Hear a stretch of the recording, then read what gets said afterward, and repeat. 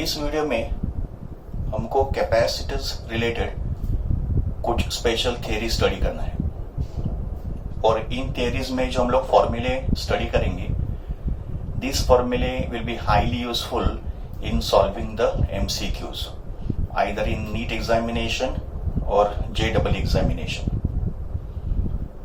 सबसे पहला जो थियरी हम डिस्कस करने जा रहे हैं वो है capacitance of a parallel plate capacitor which is partially filled with dielectric slab। तो इस डायग्राम में मैंने एक पैरेलल प्लेट कैपेसिटर ड्रॉ किया है। As we know, parallel plate capacitor consists of two metal plates. Shape of the plate can be square, it can be rectangular, it can be circular, any shape.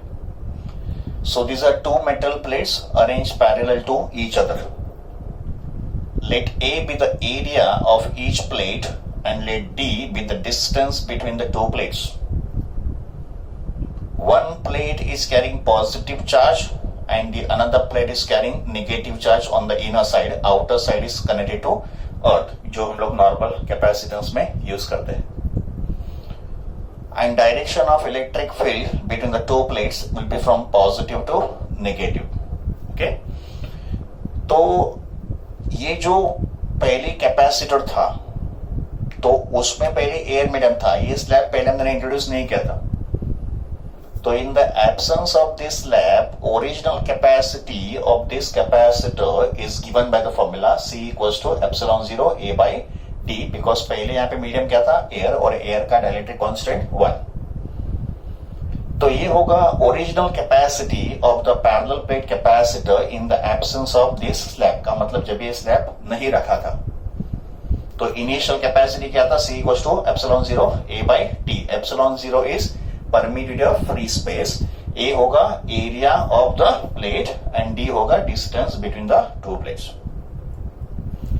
फिर हम लोग ने इन दो plate के बीच में ये स्लैब रख दिया और इस स्लैब का थिकनेस T है और इसका डाइलेक्ट्रिक कांस्टेंट K है। तो ये जो हमने डाइलेक्ट्रिक स्लैब रखा है उसका थिकनेस T एंड उसका डाइलेक्ट्रिक कांस्टेंट K। जैसे हम लोग ये स्लैब यहां पे रख देंगे तो इस स्लैब पे भी चार्ज इंड्यूस्ड होगा। तो ड्यू टू पोलराइजेशन यहाँ पे निगेटिव चार्ज इंड्यूस्ड होगा on the left hand side और यहाँ पे पॉजिटिव चार्ज इंड्यूस्ड होगा।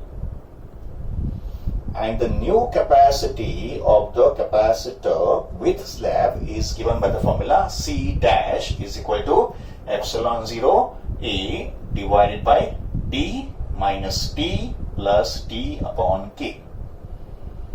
जितने भी सिंबल्स है उन सिंबल्स को देखो मैंने डायग्राम में सब रिप्रेजेंट किया।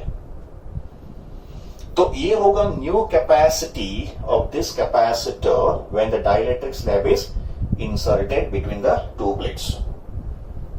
So what is the formula of new capacity? C dash equals to epsilon 0 A divided by D minus T plus T by K. So this was initial capacity without slab and this is new capacity with slab. ये जो denominator है उस denominator में if I take this T common from the two terms, इसमें से मैंने T common लिया तो I get D minus of T into bracket 1 minus 1 by K. This is taking T common. Now कुछ special cases, इस formula के कुछ special cases. Case 1 में if the slab is completely filled the space, का मतलब अगर ये जो स्लैब है ये स्लैब अगर ये पूरा स्पेस ऑक्यूपाई कर रहा है, अगर ये स्लैब पूरा स्पेस ऑक्यूपाई करेगा तो उसका जो थिकनेस होगा वो इस D के बराबर होगा। Because condition क्या है, slab is occupying the entire space and in this formula अगर D और T सेम होंगे, अभी आप ये कंडीशन यहां पे सब्स्टिट्यूट कर दो, तो अगर D और T सेम होंगे, if D and T are same, तो फिर ये टर्म हो जाएगा 0 because D और T सेम है। तो यहाँ पे क्या बचेगा डिनोमिनेटर में T by K and this K will go in the numerator। तो एप्सिलॉन 0 A और ये के ऊपर चला गया तो एप्सिलॉन 0 K by D। ठीक है, तो ये बनेगा formula when the slab is completely occupying the space. हमने क्या किया, इसमें D और T को इक्वल लिया तो ये 0 हो जाएगा, ये D हो जाएगा, K ऊपर चला गया। तो this is capacity of a capacitor when the dielectric slab occupies the entire space. और ये कैपेसिटी कंपेयर करो इसका एप्सिलॉन नॉट के टाइम्स हो गया, ठीक है। तो एप्सिलॉन नॉट नहीं, यहाँ पे कितना होगा, वो के टाइम्स होगा। तो इसको अगर हम लोग कंपेयर करेंगे तो ये वैल्यू कितना होगा, के टाइम्स। इसका मतलब न्यू कैपेसिटी हैज इंक्रीज के टाइम्स। वो कितने टाइम इंक्रीज हुआ, के टाइम्स इंक्रीज हुआ, ठीक है। ओके, अभी नेक्स्ट केस क्या है, if a conducting slab. Conducting slab का मतलब अगर ये कंडक्टर होगा, पहले तो ये डाइलेक्ट्रिक था, डाइलेक्ट्रिक का मतलब इंसुलेटर। तो अगर ये स्लैब कंडक्टर का होगा तो मतलब किसी मेटल का होगा, तो मेटल के लिए डाइलेक्ट्रिक कांस्टेंट के कितना होता है, इनफाइनाइट। तो अगर ये स्लैब कंडक्टिंग सब्सटेंस का है का मतलब अगर ये मेटल स्लैब होगा तो के बनेगा infinite. And if K is infinite according to this condition, if K is infinite ये हो जाएगा zero, because T upon infinity become zero. तो what is left in the denominator, D minus T. तो what is the new capacity, epsilon naught A upon D minus T. तो ये होगा capacity का formula when the space, when the dielectric slab is conducting, का मतलब when के is infinite. So this is discussion of capacitance of parallel plate capacitor partially filled with dielectric slab.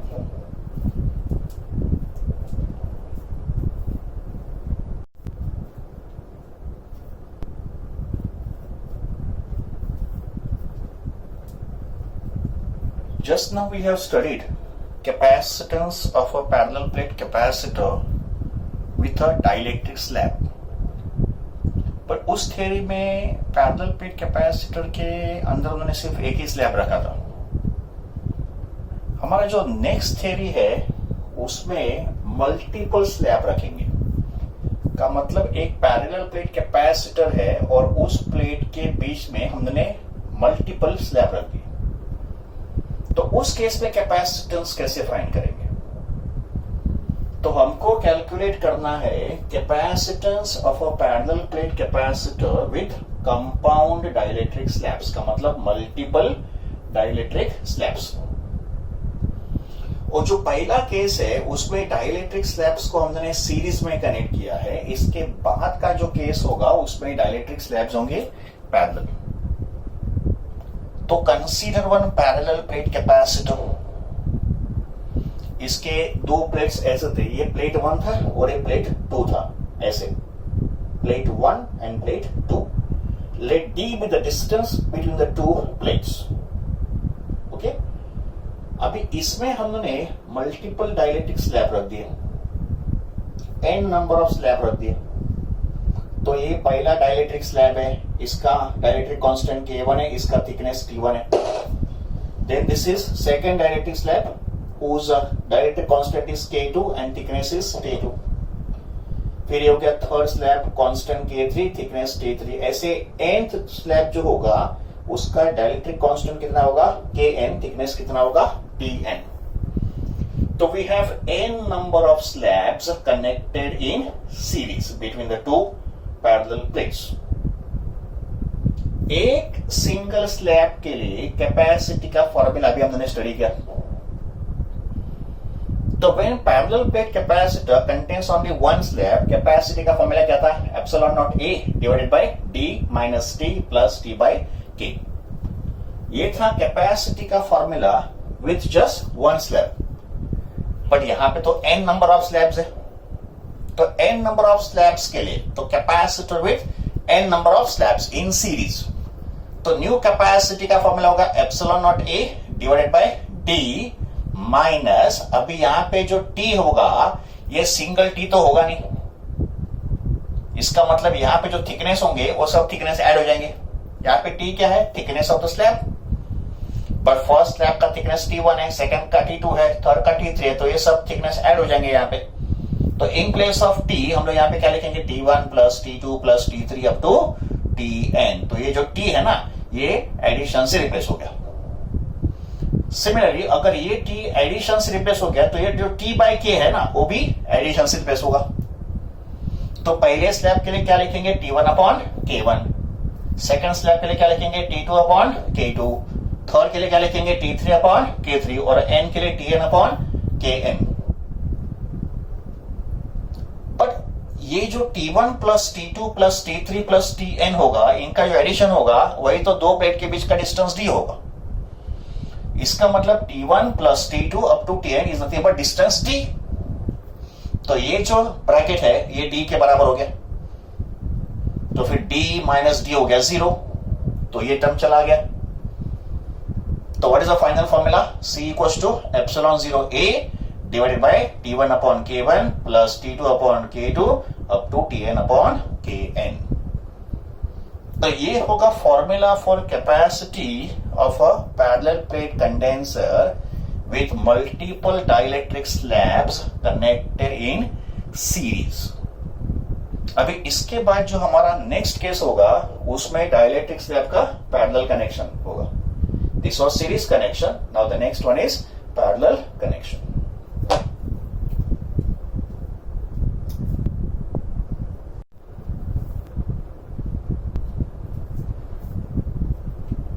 Okay, अभी जो second case है उसमें dielectric slab का parallel connection है। Now we have dielectric slab connected in parallel, ठीक है। तो ये एक पैरेलल प्लेट कैपेसिटर है। This is plate 1 and this is plate 2। Let A be the area of each plate and let D be the distance between the two plates. This is plate 1 and this is plate 2। अभी यहां पे हमने multiple slab को रख दिया और यहां पे स्लैब को हमने कैसे अरेंज किया है? In parallel. तो दिस इज स्लैब नंबर 1, उसका डाइलेक्ट्रिक कांस्टेंट K1 और इसका area of cross section is A1। यहां पे क्या होगा? हर एक स्लैब का थिकनेस D के बराबर होगा। फिर सेकंड जो स्लैब होगा उसका constant K2, area A2, K3 third slab constant A3 and last का जो स्लैब होगा उसका डाइलेक्ट्रिक कांस्टेंट Kn और उसका area of cross section An। तो ये होगा डाइलेक्ट्रिक स्लैब का parallel connection. Now since we have n number of dielectric slabs, you will have n number of capacitors. का मतलब ये जो अरेंजमेंट है, this arrangement will behave like one capacitor C1. This arrangement will behave like another capacitor C2. This is capacitor C3 and ये बन गया capacitor Cn. So since slabs are connected in parallel, we have n number of capacitors in parallel. And we know when n slabs are in parallel, equivalent capacitance का formula क्या होता है? C1 plus C2 plus C3 up to Cn. This is equivalent capacitance of parallel combinations. फिर हम लोग C1, C2 और Cn के फॉर्मूले सब्स्टिट्यूट करेंगे। C1 का फॉर्मूला होगा epsilon not K1 A1 by D, C2 का formula epsilon not K2 A2 by D और Cn का formula epsilon not Kn An by D। We can take epsilon naught upon D common, bracket में आएगा K1 A1 plus K2 A2 up to Kn An। तो ये होगा capacitance of a parallel plate capacitor with n number of dielectric slabs in parallel. तो अगर slabs parallel में होंगे capacity का फॉर्मूला ये होगा epsilon not upon D K1 A1 plus K2 A2 up to Kn An। This is parallel combination of dielectric slabs।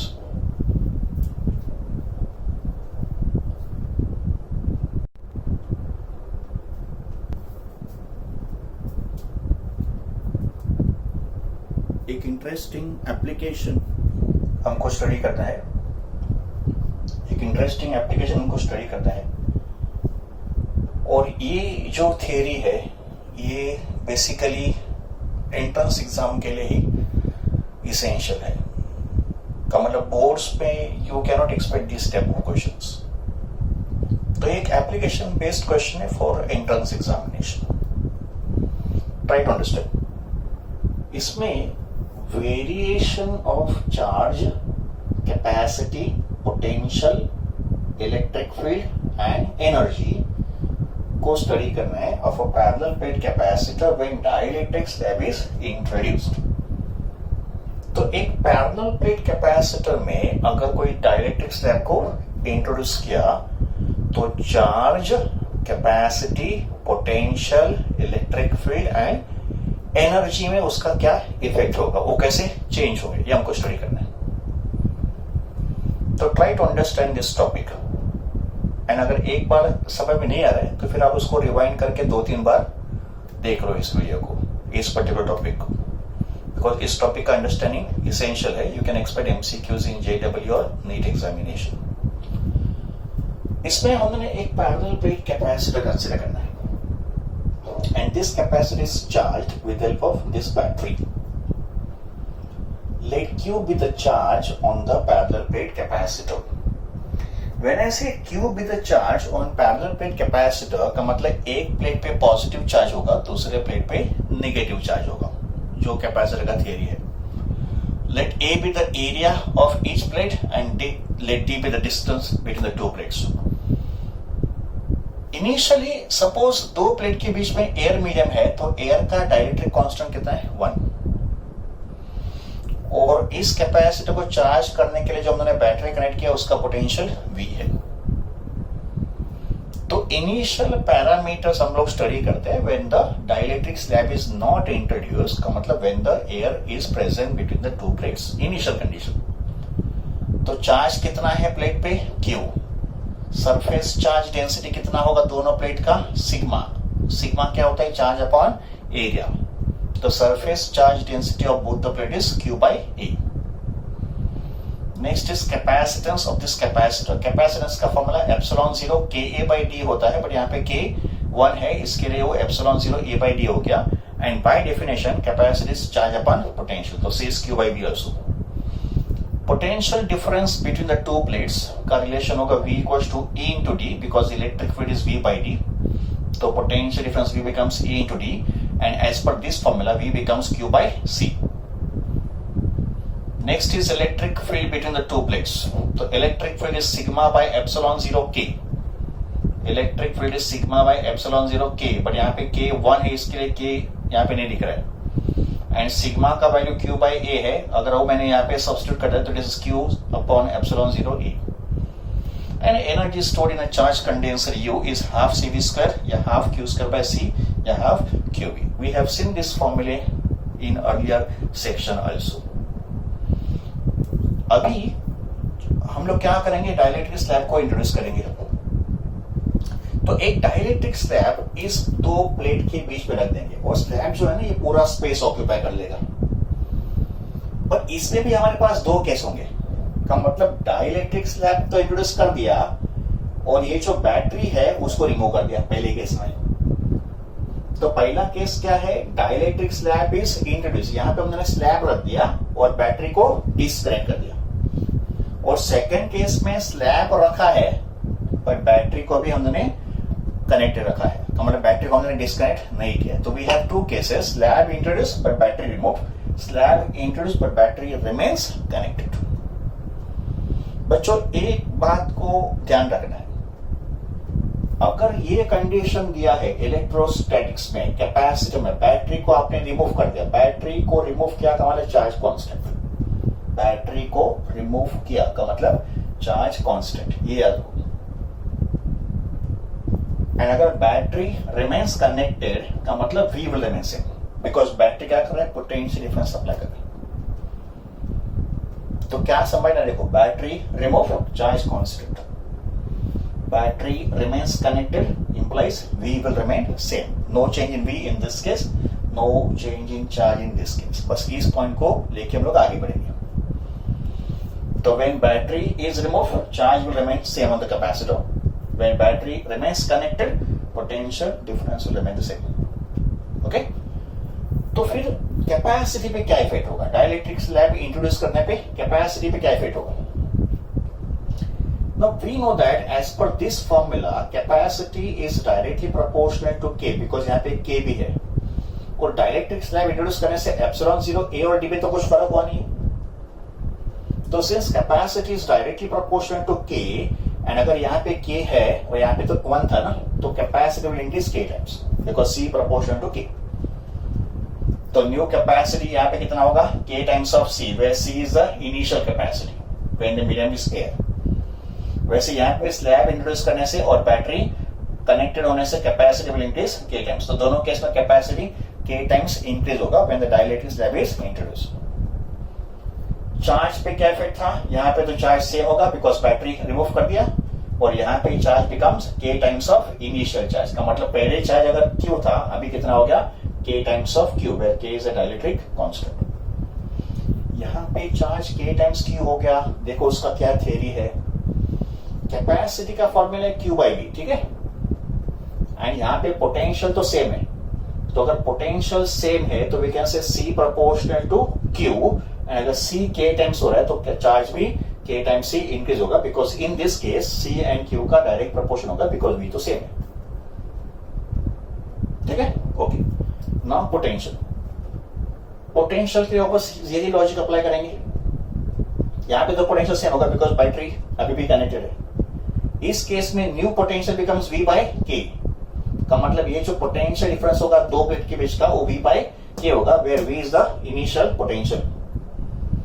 इसको आप कैसे एक्सप्लेन करोगे, वापस ये थ्योरी अप्लाई करो, c equals to q by v। यहाँ पे चार्ज तो सेम है, चार्ज तो चेंज हुआ नहीं है, तो अगर चार्ज सेम है तो c और v का देखो इनवर्स प्रोपोर्शन हो गया। तो अगर c k टाइम्स इंक्रीज हो रहा है तो v जो है ना वो k टाइम्स डिक्रीज होगा, बिकॉज c और v का यहाँ पे इनवर्स प्रोपोर्शन है, बिकॉज q सेम है। तो new potential is v by k, और यहाँ पे तो पोटेंशियल सेम होगा बिकॉज बैटरी कनेक्टेड है।